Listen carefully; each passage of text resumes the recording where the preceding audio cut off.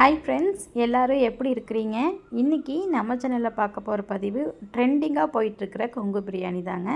ரீசெண்டாக கொஞ்ச நாளாக இது கொஞ்சம் ட்ரெண்டிங்காக போயிட்டுருக்கு ஒயிட் சிக்கன் பிரியாணி. இது இன்றைக்கி எப்படி குயிக்காக செய்யலான்னு பார்க்கலாம். இது ரொம்ப ஈஸிங்க. இன்றைக்கி நம்ம வீட்டில் பார்த்திங்கன்னா கிழங்கா மீன், பாறை மீன், நண்டு ப்ளஸ் சிக்கன் 4 எடுத்தேன்.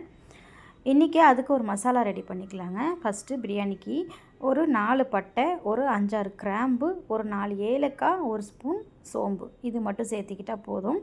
இது கூட பச்சை மிளகா பார்த்திங்கன்னா நார்மலாக நீங்கள் பிரியாணி செய்யும்போது எவ்வளவு காரம் போடுறீங்களோ அதே பச்சை மிளகாய் இப்போ சேர்த்திக்கோங்க. சின்ன வெங்காயம் கண்டிப்பாக போடணும். எப்பவும் செய்கிறத விட கொங்கு ஸ்பெஷல் அப்படின்னாலே பார்த்திங்கன்னா இந்த சின்ன வெங்காயம் சேர்த்துறது தான். அதனால தான் கொங்கு ஸ்பெஷல்னு சொல்கிறாங்க. பூண்டும் இஞ்சி கொஞ்சம் கம்மியாக சேர்த்திக்கலாம்.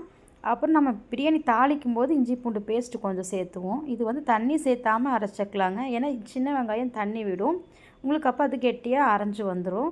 இப்போ இந்த கறியில் இதை சேர்த்திட்டு புளிப்பில்லாத தயிர், அதாவது 3 நான் 3/4 கிலோ அரிசி எடுத்திருக்கேன். 3/4 கிலோவுக்கு 1/4 லிட்டர் தயிரில் பாதி அளவு எடுத்துக்கோங்க. கொஞ்சம் இந்த கறிக்கு தேவையான உப்பு மட்டும் சேர்த்து இது நல்லா 10 நிமிஷம் ஊறட்டும்.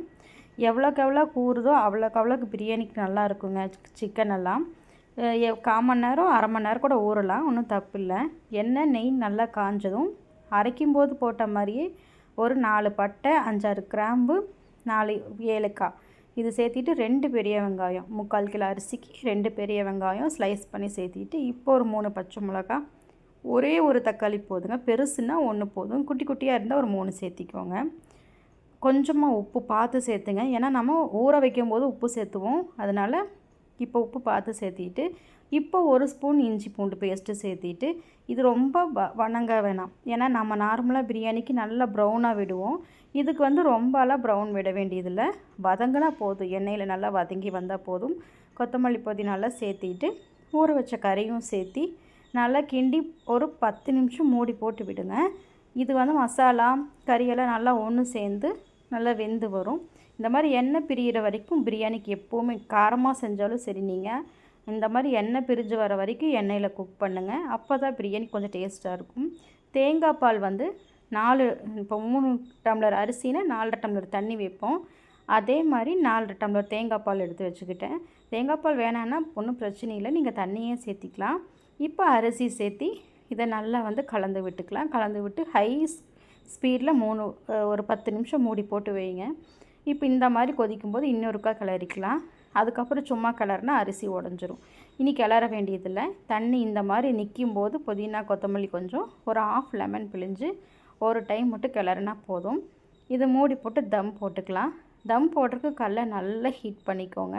ஹை ஃப்ளேமில் ஹீட் பண்ணிவிட்டு அதுக்கப்புறம் சிம் பண்ணிவிட்டு பிரியாணி சட்டியை தூக்கி மேலே வச்சுக்கோங்க. வச்சுட்டு ஒரு 20 நிமிஷம் விட்டுருங்க சிம்மில்.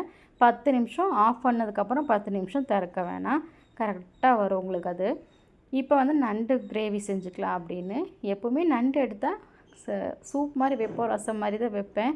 பொண்ணு கிரேவி கேட்டா அப்படின்னு சொல்லிட்டு கிரேவி மாதிரி இன்றைக்கி நண்டு பார்த்திங்கன்னா சளி, இருமல், காய்ச்சல் இந்த மாதிரி இருக்கிற டைமில் நல்லா சூப் வச்சு கொடுத்தா ரொம்ப நல்லா ரிசல்ட் கொடுக்குங்க. ஏன்னா நிறைய மெடிசனுக்கு கூட சரியாகலை அப்படின்னா நண்டு சூப் வச்சு ட்ரை பண்ணி பாருங்கள், கண்டிப்பாக க்யூர் ஆகும்.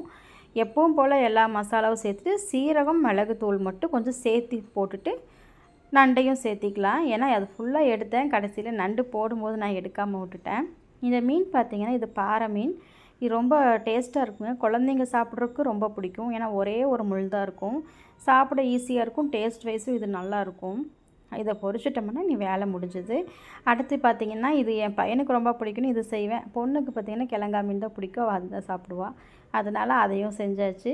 நீங்கள் உங்கள் வீட்டில் எல்லோரும் என்ன சண்டே ஸ்பெஷல் பண்ணிங்கன்னு கமெண்ட் பண்ணுங்கள். அதே சமயத்தில் ஏதாவது டவுட்ஸ் இருந்தாலும் கேளுங்க.